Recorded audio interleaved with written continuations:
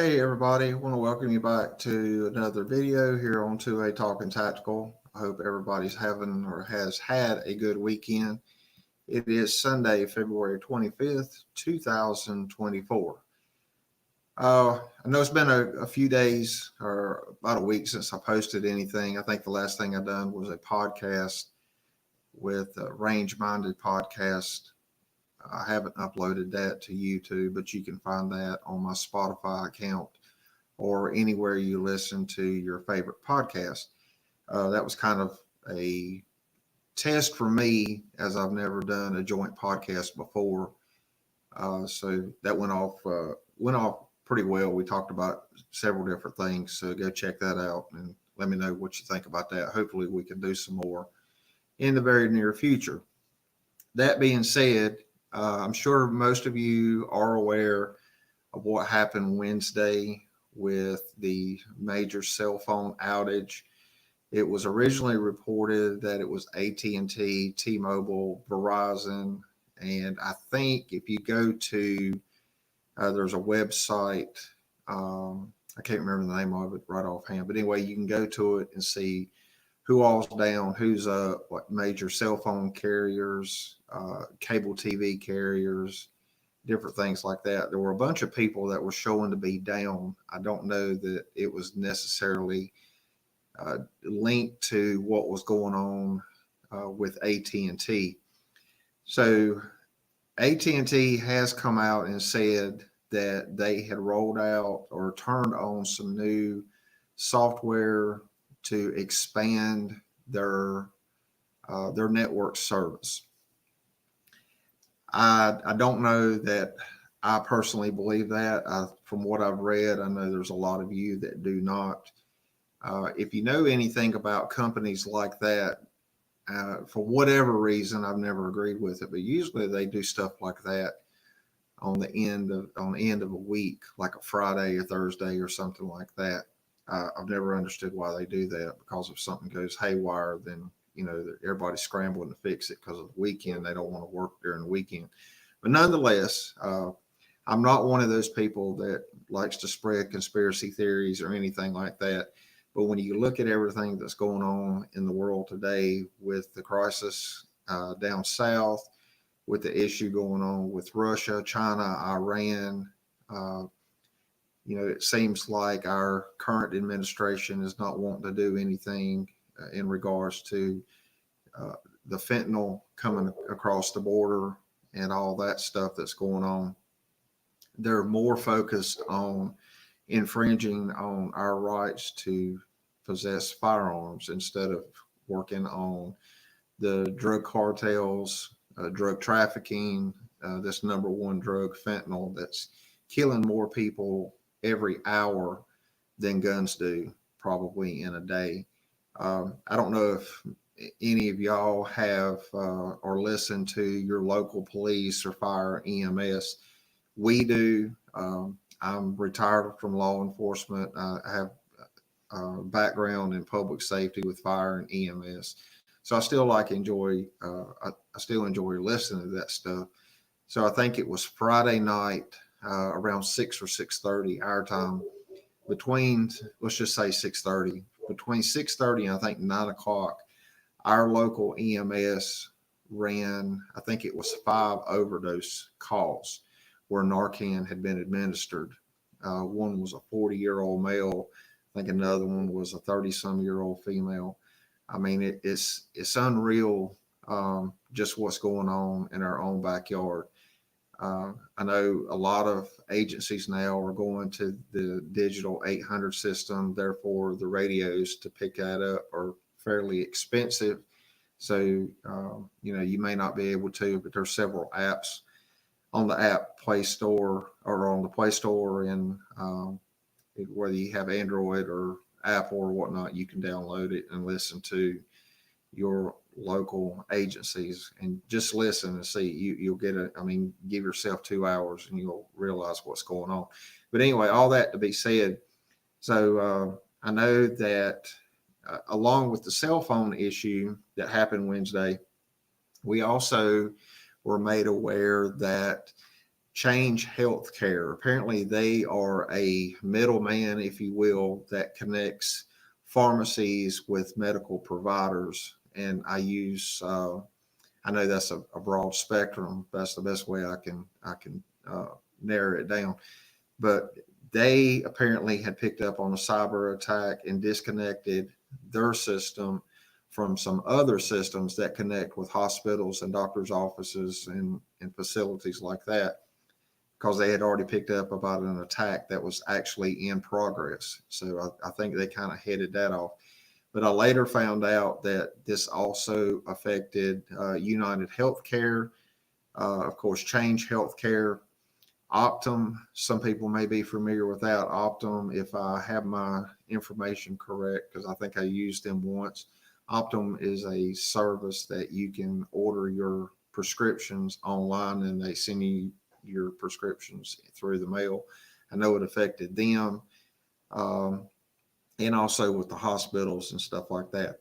I did read that there was some impact with people getting their prescriptions, but overall, I think the major areas were California, and I think there was 2, maybe 3 other states that were having some issues.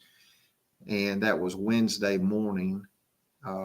And as of Friday afternoon, that everybody was still not back online. So I don't know as of this video if everything has been fixed or is back online. Some of you may or may not know. So anyway, with all that being said,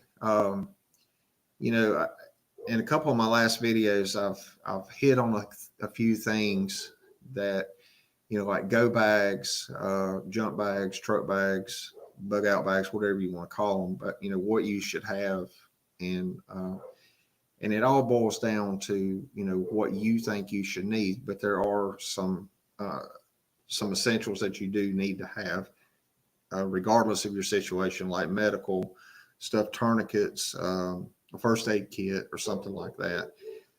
So anyway, all that, and this has kind of prompted me to go through my stuff, see what I've got, see what I don't have, and if I need it and I can get it fairly quickly, then I have ordered some stuff to go along with some of the things I already have. I've double checked my ammunition for my different firearms. I've checked my firearms. I'm trying to get all my stuff ready in case something happens. That anymore now you can't rely on what our government is or is not telling us. Unfortunately, you're having to rely on social media.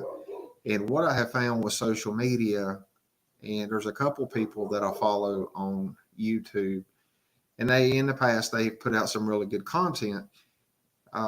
But now I'm finding that I think some of these people are maybe taking this to the extreme. I don't want to say they're putting stuff out there to scare people. I'm not going to go that far. But some of it does sound kind of far-fetched, but I don't know the people they know. I don't know the things that they know. They are ex-military. Some of them are former operators that have inside knowledge on things that, I don't have privilege of knowing, which is fine. I understand that on the national security level and all that. But, it does get you thinking, what don't we know? Obviously, our administration is not telling us what's going on. And now you've got all this other stuff that's compiling on top of it. So you really have to sit back and ask yourself, or tell yourself rather, our government is not here to look out for us. It's up to you to look after you and your own. It's up to me to look after me and my own. So that's what I'm doing. If I don't ever need this stuff, that's great. But if I do need it, I want to make sure that I've got it. It's ready to go. It's functional. I've got the things and the necessities that I need to have to go along with it, whether it be personal protection, like a firearm, ammunition, backup ammunition, extra magazines, uh, medical supplies, extra clothes, gloves, just, a whole barrage of different things, that you may or may not need. Make yourself a bag. If you've got a duffel bag laying around, there's plenty of websites out there. I'm still working on mine, trying to give, my people that look at my website some ideas on what they might want to put in their bag, or, it might give them some ideas. Well, I don't want to put that in my bag, but I do want to put this. And you may have a better idea than I've got. And I'm all for that. I mean, it's never too late to learn, and we can learn every day and help each other be better. And, hopefully, hopefully things won't pan out like I'm afraid that they will. The other side of that is, if it does, and I do think something's going to happen. And when I say something, I don't know what. I can't put my finger on it. It could be another cyber attack that shuts every form of communication down. It may be a cyber attack that shuts down our power grid. Do you have a generator? Do you have gas for your generator? Do you have enough gas for your generator to last you several days? Do you have food in your pantry, to sustain you for several days? It's just it's a lot to think about in different areas, whether it be personal protection, or, having food and water, dog food. If you've got pets, you need to make sure you've got enough dog food. And, with the attack on Change Healthcare, it goes into question. I know with controlled substances now, like your hydrocodone and oxycodones, and all your drugs that are heavily monitored, more so than other stuff. If they do not fill that stuff until your due date. But if you think about, if people had a due date of February 21st of 2024, and, they got up that morning and everything was already happening, and they tried to get their refill, you know, I'd hate to be in those people's shoes. It's, what do you do? What if something does happen, and a grid's down for a few days, or a healthcare network is down for a few days, a pharmacy's down for a few days? What do you do? I don't have the answer to that. When I do have my next doctor's appointment, I have a very good relationship with my doctor from my back injury. So I'm gonna talk to her, and try to get some ideas from her. But so it's probably a good idea to talk to your doctor, just so and throw it out there. Say, look, I'm concerned. I know we've had these attacks on our healthcare system and with pharmacies. This affected your major drugstores, CVS. I think Walmart pharmacy was affected. Walgreens was affected. Like I said, Optum was affected. Most of your major chain drugstores was affected to some degree. And so that's a question I think everybody needs to have. If you have prescriptions, you need to have a lot sooner than later with your doctor, and find out what your options are. I know that could be a touchy subject with some, depending on, where your doctor's head is. And with all this, they may be willing to work with you. They may not be willing to work with you. I don't know. I mean, but again, that's just a talk I personally think everybody needs to have with their doctor, especially if they have prescription medication. I mean, it could be high blood pressure medicine. Is it a good idea to have extra? Luckily I'm not on high blood pressure medicine. I don't think it's controlled, but is that something they can go ahead and write you a prescription for, and you kind of rotate it out with what you're already taking or what you're getting ready to get filled, and kind of put it back in the back somewhere, and that way you've got it if you need it. I know there's a lot of people have a lot of health issues. The last thing we want is people with, mental illnesses that need their medication on a day-to-day basis. The last thing you want is them not being able to get their medication. We already have a problem with mental health as it relates to drug addiction, as it relates to, homicidal thoughts, suicidal thoughts, and so it's, I think there's a lot of ingredients there that if they get mixed wrong, that it can be devastating. So I just wanted to do this video and kind of, if you haven't already, kind of put a bug in your head that, again, I'm not a conspiracy theorist. I try not to worry about things I have no control over. But, when I sit back in a quiet, dark room and I think about everything that's been happening, say, over the last year, and I see how things have progressed, how tensions have gotten higher, and with everything going on, and the questions I have within myself, regardless of where you are on, in the political field, whether you're left, center, or right, I have a hard issue with people that do not acknowledge the fact that we've got a major crisis on our southern border. And I got to thinking today. I was listening to a former Trump employee, if you will, and and I knew this, but I had forgotten about it. But he was talking about it, and one of the things that he mentioned that kind of like set a light off in my head is, China does not let people out of their country just all willy-nilly. And the other day, I know Fox News had a reporter on the ground on the southern border, and they were talking to some people from China that had flown, and they said they flew out of China into Turkey.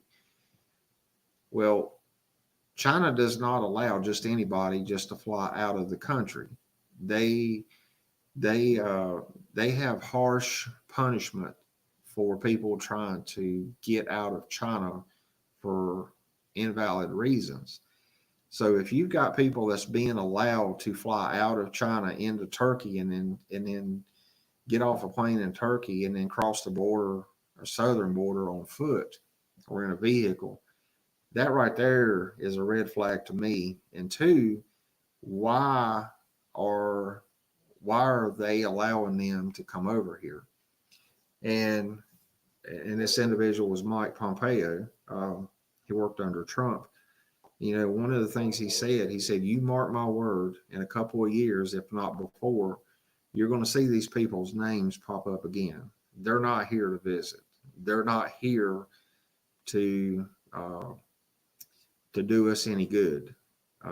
We are not in good standing with China right now. So the last thing China is going to allow somebody to do is come over here for the benefit of China.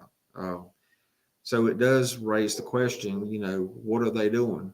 What is their goal? What is their, what's their end mission?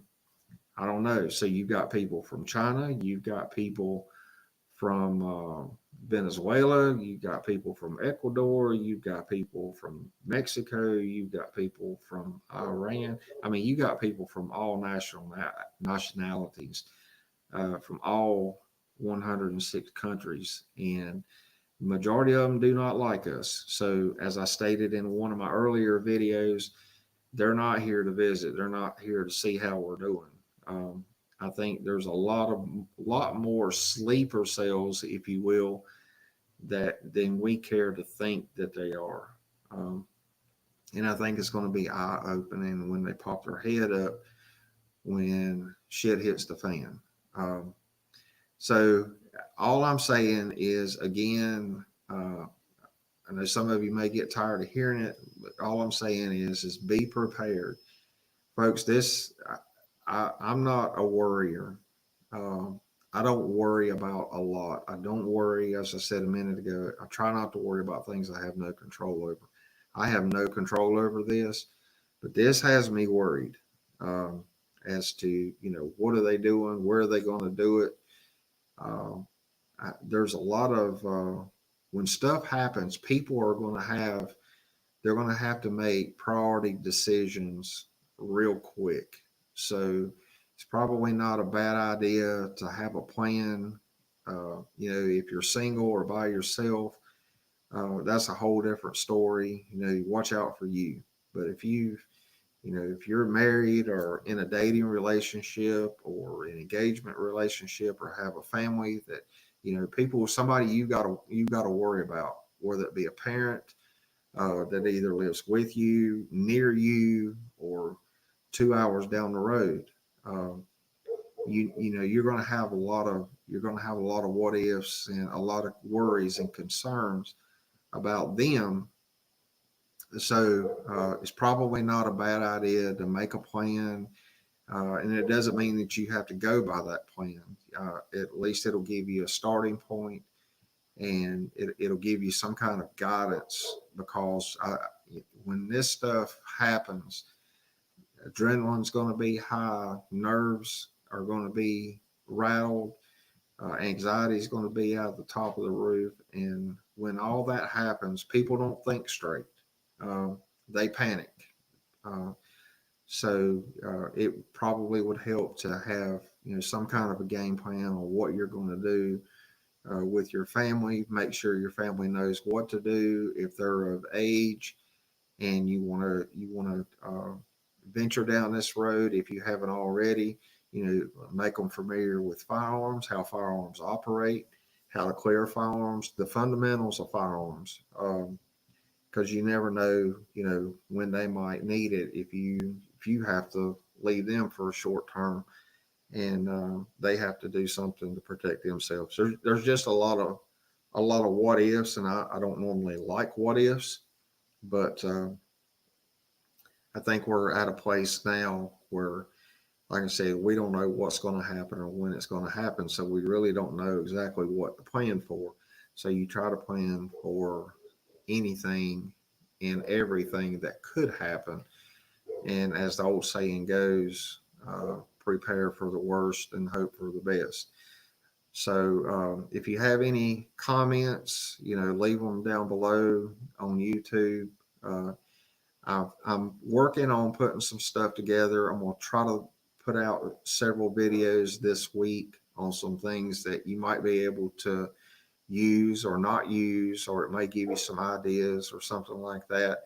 For the time being, until things settle down just a little bit, I'm putting off my Mantis firearms training system videos. I'm going to push those back a little bit because obviously this is a lot more pressing.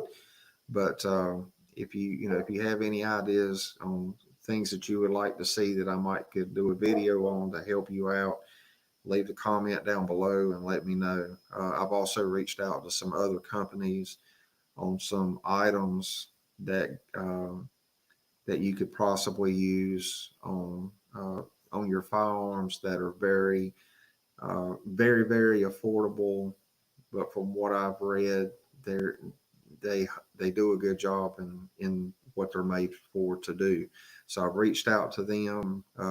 It's of course it's the weekend, so I've not heard back from them. Hopefully I'll hear something back from them, and we can get some stuff in the mail, and I can do some reviews and stuff like that, and hopefully because some of that stuff out there is very, very expensive, and we're all right now looking for items that are cost effective, that are good items that we can rely on, but also does not break the bank. So I'm working on that for you. So anyway, I appreciate you listening. Like I said, if you have any ideas, questions, or comments, leave those below. And I'll leave some links down below on some things that I've picked up here in the last few days that you may can use or may not can use. I've done a lot of studying and searching, uh, found some kind of neat stuff. So anyway, I appreciate you watching. If you've not subscribed yet, please think about subscribing. Uh, Also, if you like the video, hit the like button. And until the next few days, stay safe, stay ready, and stay armed.